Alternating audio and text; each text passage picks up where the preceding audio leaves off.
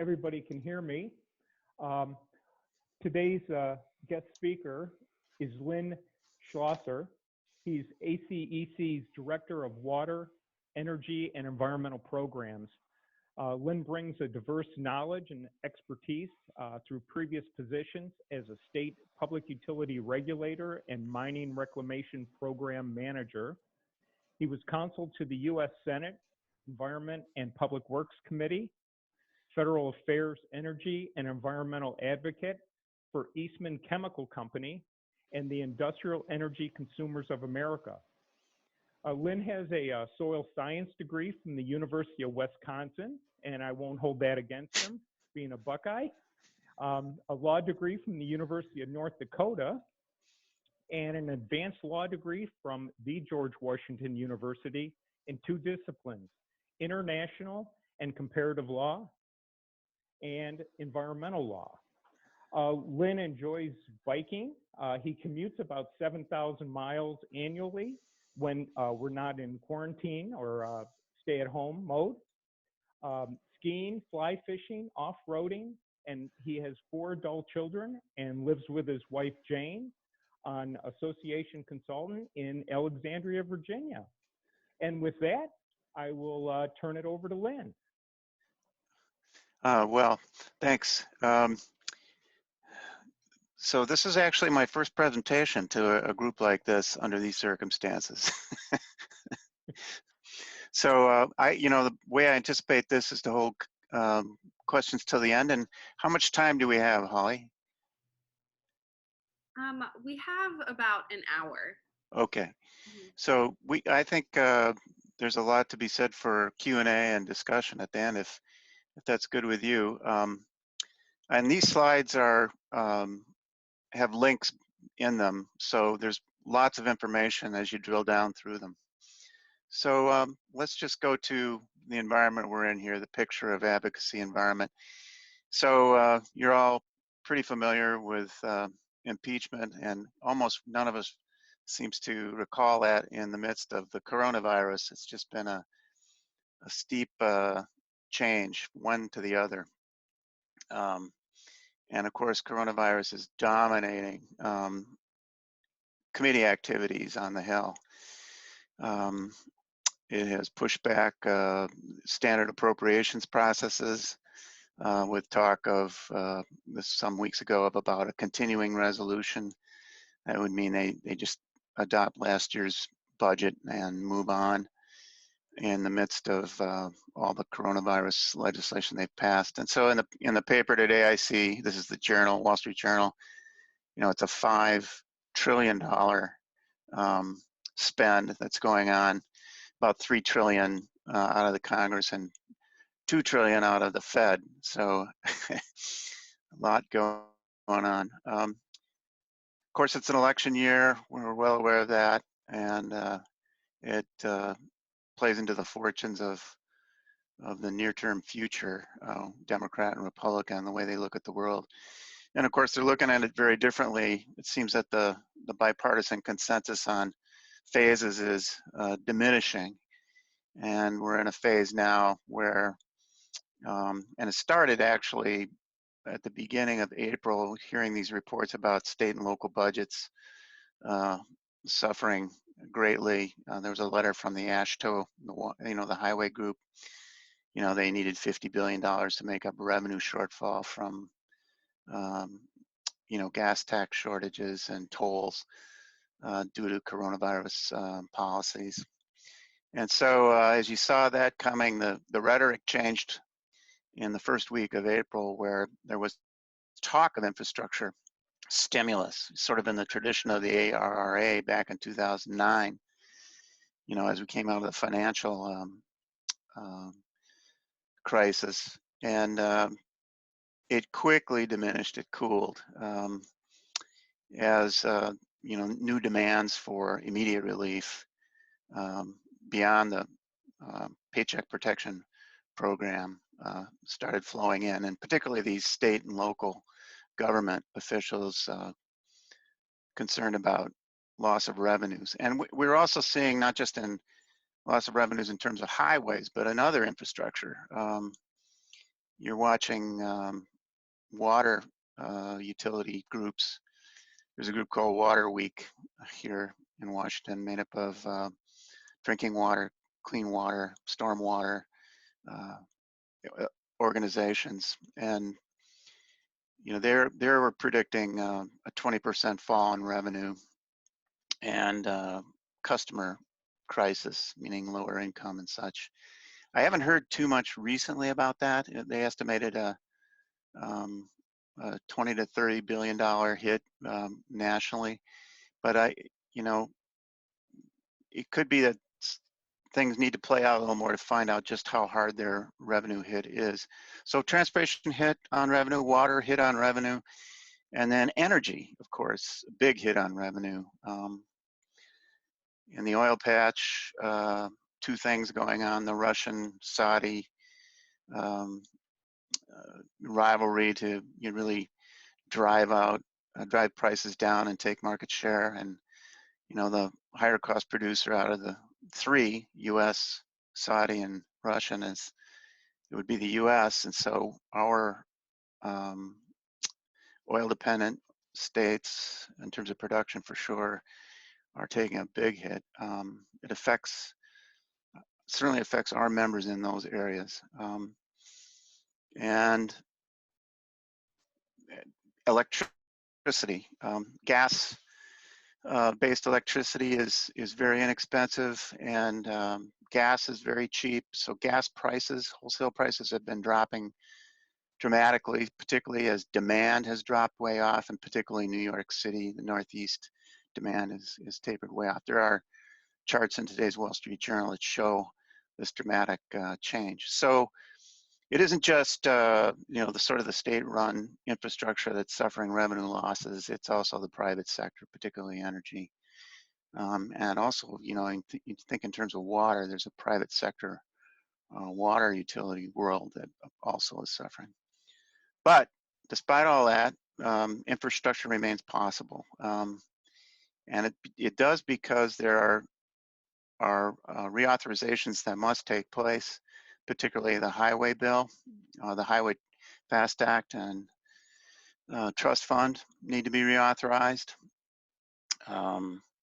There's the National Defense Authorization Act that every year comes up.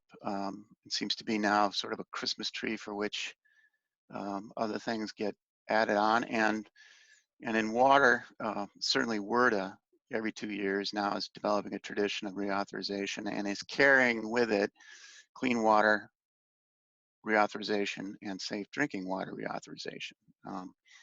The new label for the combination of those bills usually is something like America's Water Infrastructure Act of, whatever year it is, 2020. We're going to get into that. So that's the environment. There's high hope for infrastructure. So going back to the beginning of April, the idea of stimulus and building on that idea, despite the cooling that's occurred here, for pressure to replenish revenue losses in transportation, water, and energy. It's, a number of infrastructure associations in those, particularly transportation and water, are talking about recovery agenda and keeping this stimulus idea alive. And it's really built around the fact that these reauthorizations are required, FAST Act reauthorization for transportation and WRDA. And with that, you can build onto that, a broader or a bridge to more of a recovery looking like agenda.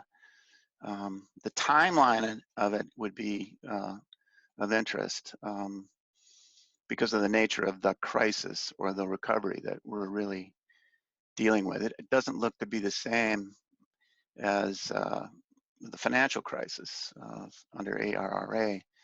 So, we've had a WRDA hearing actually on May 6th. Well, earlier than that. Well, we'll get into that. The Senate just Senate Environment and Public Works Committee with jurisdiction over WRDA, Clean Water Act and Safe Drinking Water Act, just did their reauthorization exercise here on May 6th. Transportation, the same committee in the Senate did their action on the FAST Act reauthorization for this Congress. They did that in July of last year. We'll get into that. So the House has yet to act in those areas, and they have big plans that are, far larger than the Senate, but remains to be seen in terms of legislation. In terms of energy, the Senate Energy and Natural Resources Committee has acted and moved to the floor its comprehensive, what we always called here in the last few years, the comprehensive energy bill. And, with 60 co-sponsors, they were down on the floor of the Senate, in that second week of March. And it looked good, except that it got to an impasse over an environmental issue, the HFC emissions controls that Carper brought up with Kennedy from Louisiana, and it brought everything to a stop. But in recent days, Lisa Murkowski, the Senate Energy and Natural Resources Chair, has raised the prospects for energy legislation to pass. But again, this would mean that there'd be some bipartisanship across the Hill, not just within the Senate. So, and in terms of energy, House bills, there are some bills in the House Science-Based Technology Committee that have come through that mimic many pieces of the Senate energy bill that was pulled from the floor in March. So there's some hope still alive on energy, but in that list, certainly it's number 3 for sure, and it's more distant 3, whereas transportation and water reauthorization are pretty probable, I think. Let's go to the next slide. Yeah, transportation. So challenges and priorities. You see that basically it's raising revenues. This is the prospect. By the way, if you click on the blue area, transportation, you don't need to do that, but you'll drill down into documents that give a fuller description of these bullets.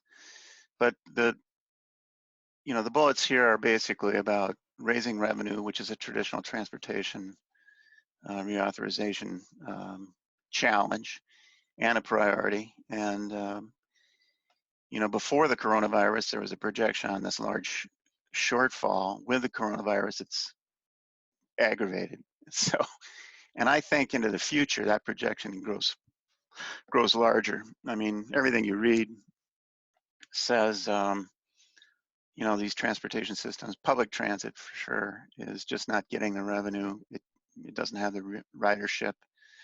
And there's I haven't seen studies or projections on how that unfolds. And I'm sure it will vary because of local differences in coronavirus,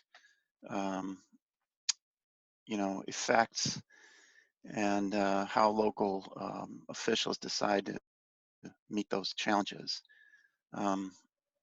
There's some that are they're predicting oil is going to take a hit of a 5% reduction. I read the other day. I think this is a journal again, which is unbelievable. So things are changing dramatically, and how to respond under those circumstances is a question I'm sure I'm not close to the discussion on that transportation discussion, but it's got to be changing every day. And we'll see how that plays out during the summer. It'd be very interesting to see how reauthorization occurs under these circumstances. So improving resilience has been a second point on this. Resilience is a theme that cuts across all infrastructure. You'll see here, it has just come up in the transportation bill with provisions that were put in the Senate bill. And for ACEC, two other priorities have to do with contracting and streamlining regulation. You'll find those two themes come up in water as well, the government contracting world. And some in environment, you'll hear more about that towards the end because it's largely a regulatory agency discussion. But basically the Senate package was when you click on that, you'll drill down into the Senate package, but it's a $287 billion 5-year reauthorization package. And it was deemed before the coronavirus to be sort of the mainstream bipartisan, highest potential, not reaching too far as some of the Democrats, as you'll see, as their proposals have been deemed. Let's go to the next slide. Yeah, pretty picture, water. So in terms of water challenges and priorities, this common $750 billion statistic is cited in the advocacy pitches of the water groups. It's 4 years old. It's a minimum number. It's water, drinking water, wastewater, capital infrastructure need for projected over 20 years. Comes from EPA.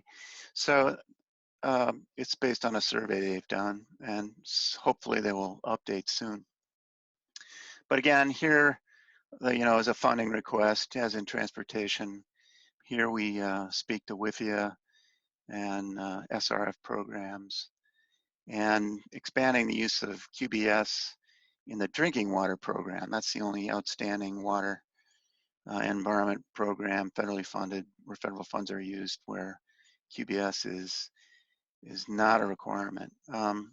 We think this time around is a good chance of getting QBS in drinking water because of the rising issues on emerging contaminants. We'll get into that a little more. Of course, in terms of regular water infrastructure, the Army Corps and levees and dams, harbors, locks, there's a $100 billion backlog. And this too is an opportunity for, say, stimulus impact. And so reauthorizing WRDA to authorize more of a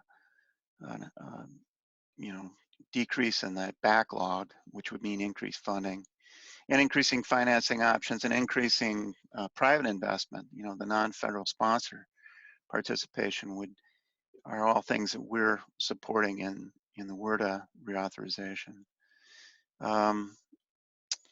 We can go to the next slide. We'll get into more of this. So this third block on energy, the way the committee is approaching this, and ACEC is sort of developing is on a climate theme. The fourth National Climate Assessment came out in late 2018. And in the 2019 winter meeting of the committee, a few months later, after that report was issued, we had the lead authors of both the water and energy resilience chapters as speakers.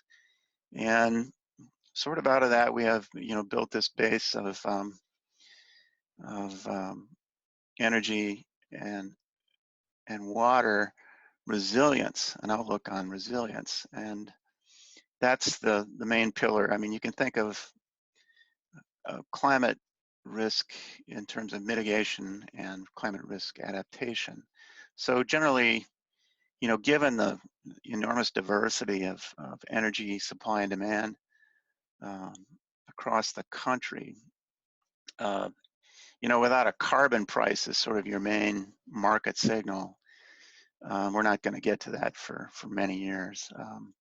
Without a carbon price, advancing technology innovation is really your you're really your only and best option to reduce emissions. And what that means is supporting, the lower emission technology opportunities, and such as nuclear, renewables, and storage. And I say RD, D, and D. It's research, development, demonstration, and deployment. And it's those those D's of demonstration and deployment that we're mostly focused on, because that's where the commercialization occurs and where it affects, our markets and, increases our business. So particularly in that deployment world, that's where you see the production tax credits, or the investment tax credits, that would promote renewables or carbon capture storage. And in that demonstration area, that's where the government funding directly or support of the loan guarantees, it comes in. Department of Energy has a loan program office, LPO. And you were just talking earlier about Ohio and shale and the investment in the cracker. A lot of those crackers up in the Marcellus, upper Ohio, they're dependent on a storage for natural gas liquids. And so one of the projects in that demonstration program that is funded by DOE is a project for storage of natural gas liquids, large volume bulk storage, to support they would absolutely support these cracker investments, and all the spin-on spillover investments that go with it. So that program and that RD, D, and D, the two last two Ds are, ACEC has been involved and directly supported that DOE loan program for those reasons, such as in Ohio and the cracker, supply chain there that I'm just discussing. So in terms of risk adaptation, our approach is, the cost-effective means is really investment in energy resilience at the local and regional levels. What that turns out to be is, some cases, hardening, particularly coastal areas. It might mean moving facilities. We've, as a committee, have sponsored sessions at annual and fall meetings of ACEC on this subject for a couple of years now.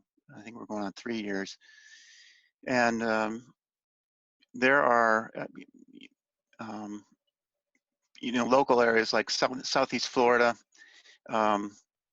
particularly the Atlantic coast, New England, the Gulf Coast, particularly. And now, there's more and more, there's inland concern as well. We've had a resilience in the fall in Chicago last fall at the fall conference. We had a session on urban flooding, and of course, Great Lakes is, and you're in a Great Lakes situation. So there are energy related, not just energy, but it's energy, water, it's all infrastructure, energy, water, transportation, infrastructure, resilience themes that ACEC is advocating for, design. And it's a more involved discussion about acceptable levels of risk and sort of the real-time collection of data, land use and meteorological and new tools of projection, because there are trends that are obvious and they're clear, inland and coastal. And then the third element here is to facilitate construction. When we get into transmission by wire and pipeline, there are obstacles that have come along, legal obstacles, policy obstacles that Congress is beginning to grapple with. Very difficult because of state differences in states. New York views gas pipelines far differently than, say, Pennsylvania. And you see it in the permitting that blocked the Constitution pipeline. And in terms of regulatory processes, NEPA, ACEC particularly participates in, the rulemakings on NEPA and waters the U.S., but we'll get into more on that later. Let's go to the next slide.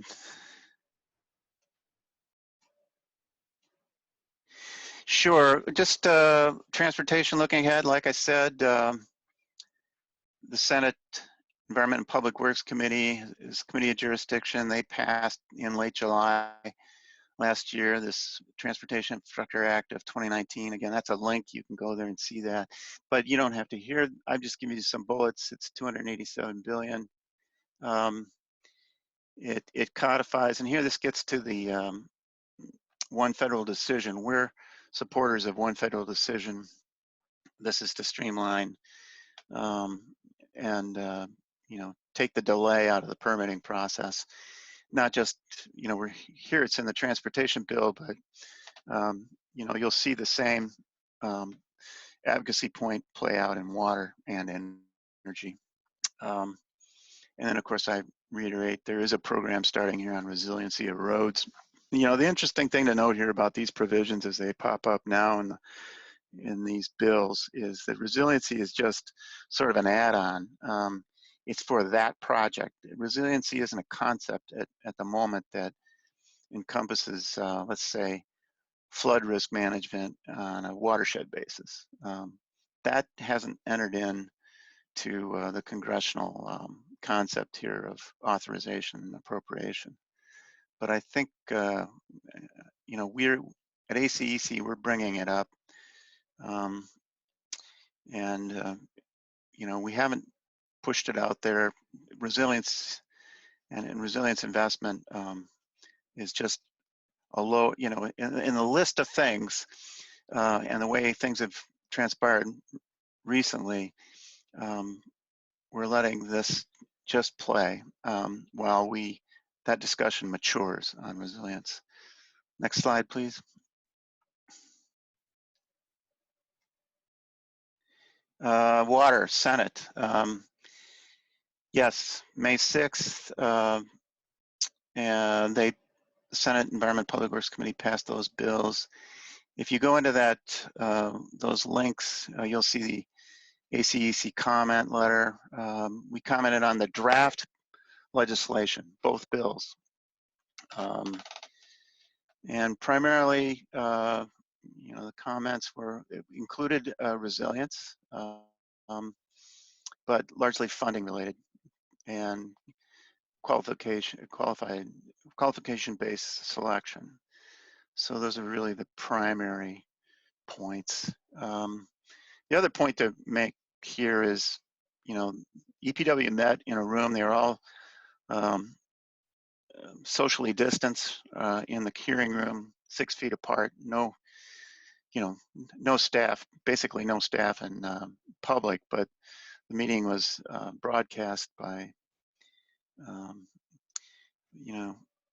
and all bipartisan, very much the bipartisan meeting. So even though that committee has demonstrated their divisiveness on the floor in the energy bill back in early March, they were 21-0 on their transportation bill back in July. They came out here unanimous on their water bill. So there's a lot of hope. Next slide, please.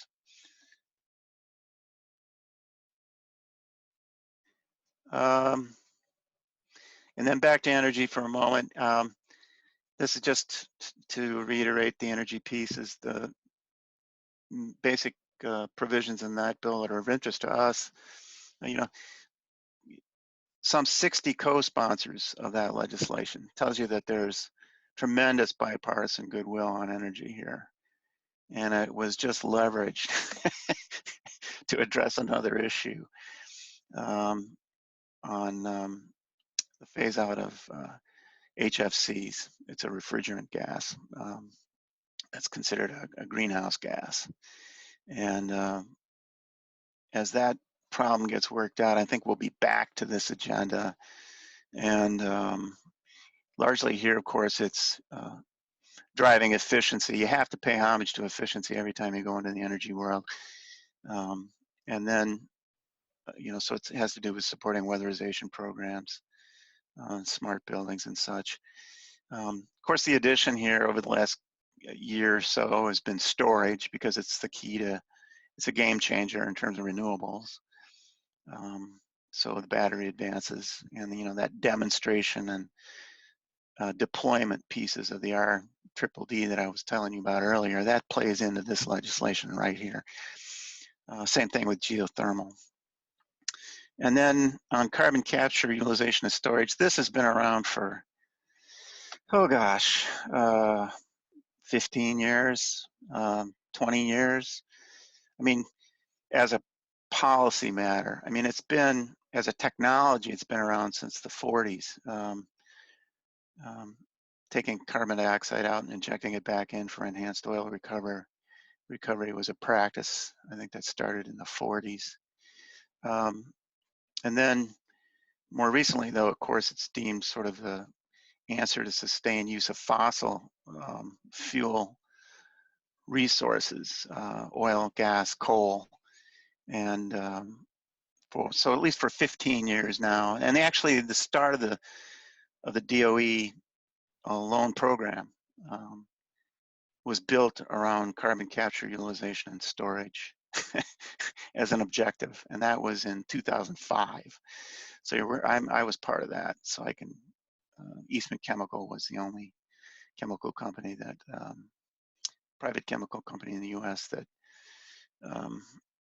gasified coal to make chemicals, and we had a concentrated stream of CO2, and that is the most cost-effective means of delivering CO2 into geologic storage. So what you see here in this program is to take dilute sources and from stacks and do the same thing, and particularly where there's enhanced oil recovery opportunities. And then, of course, advanced nuclear. We are in an age here where the central station power, 1,000 megawatt units are, we're losing the human resource capability to actually execute on construction, as Vogtle and the other projects, South Carolina, are proven disasters in terms of costs. And so the advanced nuclear is all about modular reactors, these small modular reactors. NuScale is one. There are a bunch now that have surfaced, vying for that RDD and that development. And that provisions of that bill move licensing on those technologies into a quicker timeline. The Nuclear Regulatory Commission has been set up around light water reactors for 60 years. There's broad recognitions of a need for radical change to get these modular reactors into commercial deployment. And one of the first ones is in is the UAMP. It's a Utah municipal group they're building a unit in Idaho. One of the off-takers is Idaho National Labs. So that is in advanced stages of permitting and construction. It's expected to start within, I believe, in 2 years. So I'll have links. You can go to see presentations on that later. Cybersecurity, of course, is where energy comes up. We've been following the developments there, and grid modernization really is linked with cybersecurity because of the communications involved, and also the new relationship of consumer and producer and more distributed energy resources. Next slide, please. So the House, this is just the House Forward Framework. This was the big idea that the House came out with in January. It cut across transportation and water and energy in the Energy and Commerce Committee and the House T&I Committee. It really didn't include House Science, where we were watching energy legislation that mimics the Senate's energy legislation, the innovation part. So this isn't really about innovation. This is about funding, the standard highway projects and reauthorization. And so you can see the investments here that were laid out, this projection of investments, a large block here in transportation, including rails and airports. Go down, next slide, please.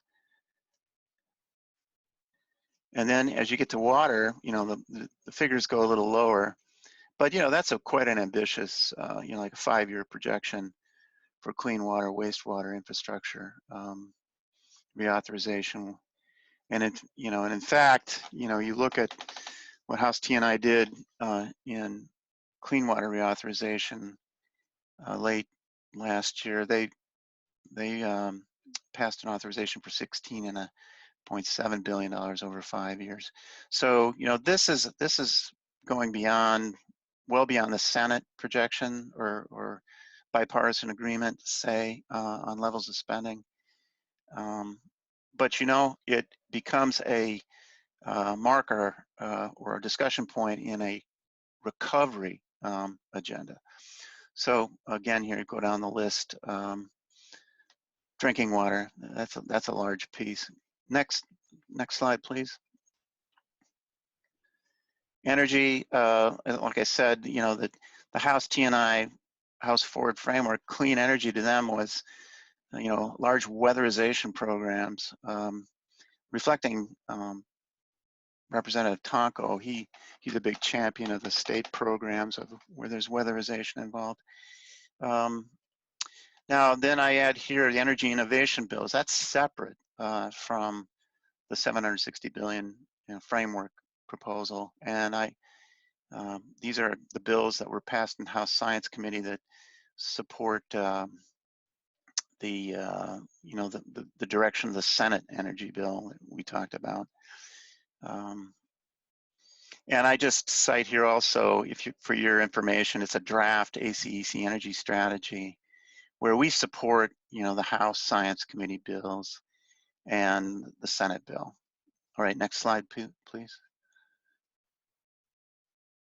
Yeah, and I just throw this in, you want to know about markets and market development. That framework that the House issued in January has a communications piece, and it's about 100 billion of that. It's significant. It's larger than water, wastewater, and drinking water. So take a look, understand that particularly broadband communications is large, and that looms even larger with coronavirus. If you're watching the reporting requirements in state that's, wrestling with students and continuing education and such. Next slide, please. Just wanted to get to sort of the regulatory world that we're involved in and more of the outlier issues. Waters of the United States, we were just talking ahead of the presentation here about Ohio and its adjunct to the federal rule that became effective in March. ACEC filed comments on Waters of the U.S.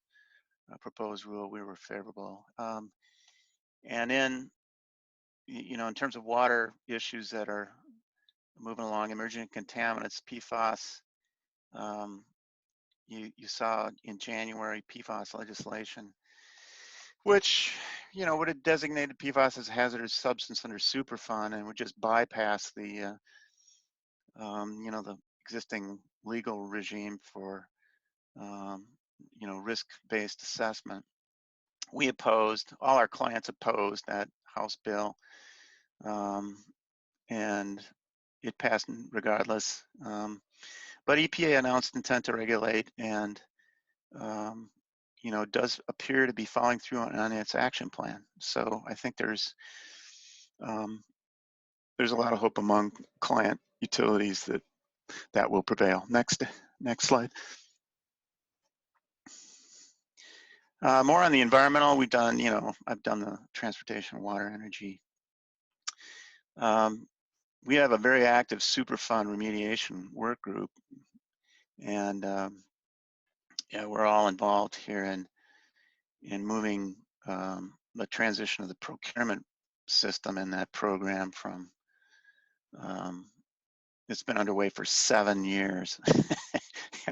and of course, there's some frustration now, particularly as coronavirus has hit. Also, we're active in a permitting work group as needed, and in particular here we revved up for comments on the proposed NEPA rule, and they were filed in March. Next slide, please. And then I just wanted to give you a quick selling point on the committee. We have summer and winter meetings, that are exclusive of our own. Of course, we have these business meetings at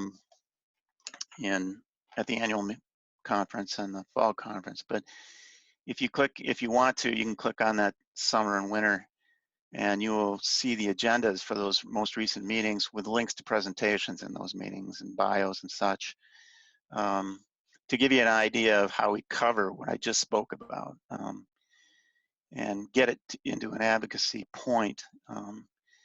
It's a challenging undertaking to take on this swath of policy and do something effective. So we have work groups that are, some are very active, some are emerging, some are come and go. Permitting always is there one way or another. We're looking towards a resilience work group, as I said, because we're talking about more of a watershed risk-based approach as opposed to project by project. So we have an idea on how to pitch that. It's just that we need to get more articulate about it. And cybersecurity, we have, I'm constantly putting out information on developments there. There's something called the Ohio Plus legislation. You might be familiar with it. It's now being contemplated for federal legislation. It's to give safe harbor or a defense in any charge, any legal action on breach for cybersecurity breaches, to firms. And largely it was developed, I think, for the consumer, retail industry, like the Targets of the world with a lot of consumer credit cards. But in the engineering world, it might be important to you. And I added SHIELD for as an affirmative defense that you are following and certified in, NIST, C2M2. These are all acronyms for certification programs in cybersecurity. If you have one of those certifications, you would have an affirmative defense that's sort of safe harbor in any kind of lawsuit. And the other thing is, I put out an update of items of interest on the subject matter we've just reviewed. And that update goes out, and it, at least once a week during normal times, often twice a week. But in the last 6 weeks, it's been nearly every day. So I think that's, next slide, please. Yeah, that's the group. Steve Hall, Senior VP. Dave is our political affairs person. Matt does largely transportation. And Catherine, of course, the finance tax issues. And then Dan does much of the procurement advocacy and international affairs. And of course, we've changed with more of a communications bent with Jeff Urbanchuk. And then, so we're quite involved in trying to stay support, the fly-ins and such, and you're probably well aware of all that. So with that, questions? Let me unmute myself here. If you want to send any questions to me through the chat method, and I'll go ahead and send those over. Lynn, one of the things that came up, I think it was probably 10, 15 years ago, was this big idea of the cap and trade for carbon. Yeah. Probably in the last 10 years, we've heard very little about that. Yeah. Is that something that could come up?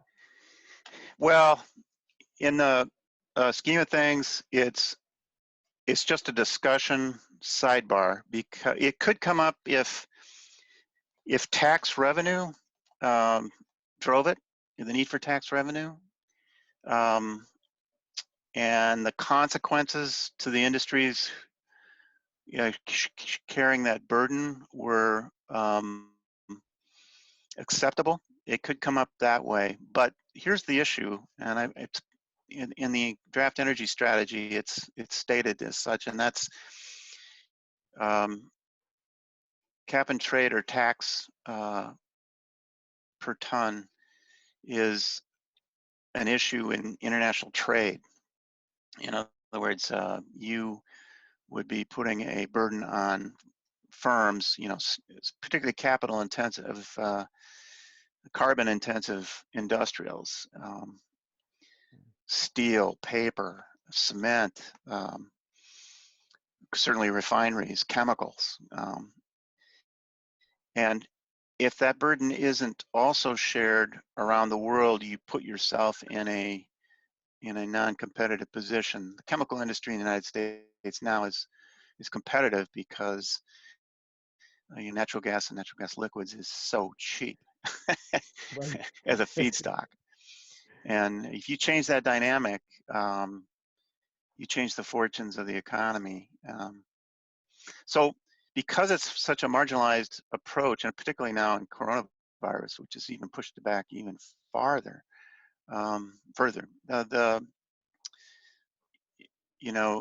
like I said, our option to deal with emissions is innovation and incentives and technology risk buy down. Okay, very good. I don't know if anybody else has any other questions that they want to share, but feel free to send them. I don't see anything else coming in. I guess the other question that I had was, it seems like there is a big push at the federal level to kind of push all of the regulations and enforcement down to the state level. Do you think there's going to be money also going to the state level to help with that? State to try to figure out how they're going to fund all of these new regulations that are going to be pushed down to them. Yes. Well, there's always a fight to make sure these delegated programs are adequately resourced. I once worked in such a program in a state, and that was always a battle. And if you watch the discussion here that's coming up, it's active, and you may even see a vote on it on Friday. The state local government funding that the Democrats are expected to roll out somewhere between Friday and Tuesday, a $750 billion package. That's huge, and how it goes to just sort of stabilizing current bleeding or the future is something to watch. The numbers that are being used now in recovery are astounding. They dwarf, the dollars that have been used to support federal programs with dollars that go to grants to states in delegated programs. So I don't know how the thinking's going to change, but it's changing. It's in a state of disruption for sure. I think if it's argued and argued well, you could get some relief. You could see some relief, and I think recovery could be part of that discussion. But I think we got to be articulate about it. I don't know where it comes from other than state governments at the moment. Okay. Um, as far as the reauthorization of the transportation bill, does the pushing the federal regulations and the approval down to the state level, like Ohio has authority to act as federal highway, and I was wondering if you're seeing more and more states take on that responsibility. I can't say. I don't know. Transportation in particular, I don't know. I'd have to ask Matt about that. And I'm not hearing a complaint about that in the water world. That I would say in water, in rural states, particularly rural programs, rural water is expensive in particularly the Midwest and West, and there are efforts to put money to subsidize the health, safety, and environmental programs that cover that constituency.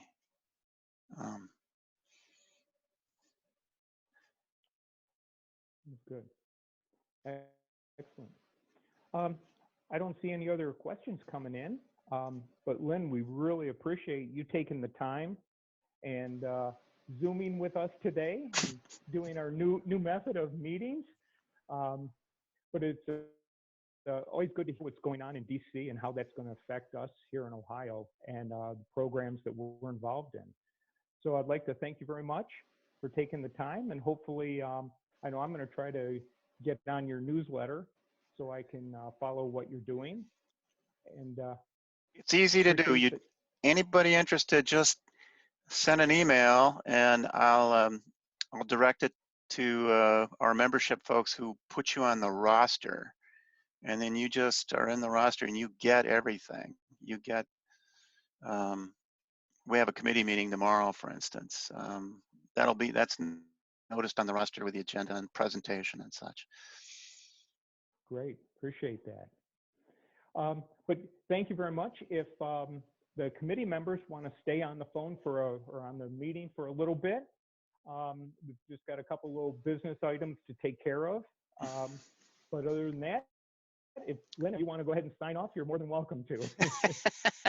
Thank you very much. I hope this worked for you, and I really appreciate feedback. Thank you very much. Take care. Thanks, Lynn. Bye. Bye. One of the pieces of business that we want to get to is that, first of all, this is the end of my 2-year as chair committee, and Dave Richards has, I guess, accepted the position as chair for the next 2 years. And Dave, I don't know if you want to unmute and jump on, and if you want to, I don't know if you'd like to see if there's any nominations for vice chair, so that we can have someone who would start working on working in the committee role, and then be able to take over for you. Yeah, thanks, Rick. And thanks for putting this together today. This is a good presentation. So, but yeah, I had mentioned last meeting and had talked to Beth that I'd be willing to continue on here as chair of the committee, and certainly would love to hear if there's any nominations or volunteers to be in the vice chair role. So I guess I'll just open it up to that first. And if we don't have that today, you can still email us or whatever to get that put in place. But I'll open it up to that first. Is there any or if you just want to think about it and send an email to Holly and Dave, that would probably work too. Or if you want to nominate somebody that, who's not on the phone or on the call today, you could nominate them and we'll see if we can get them to participate.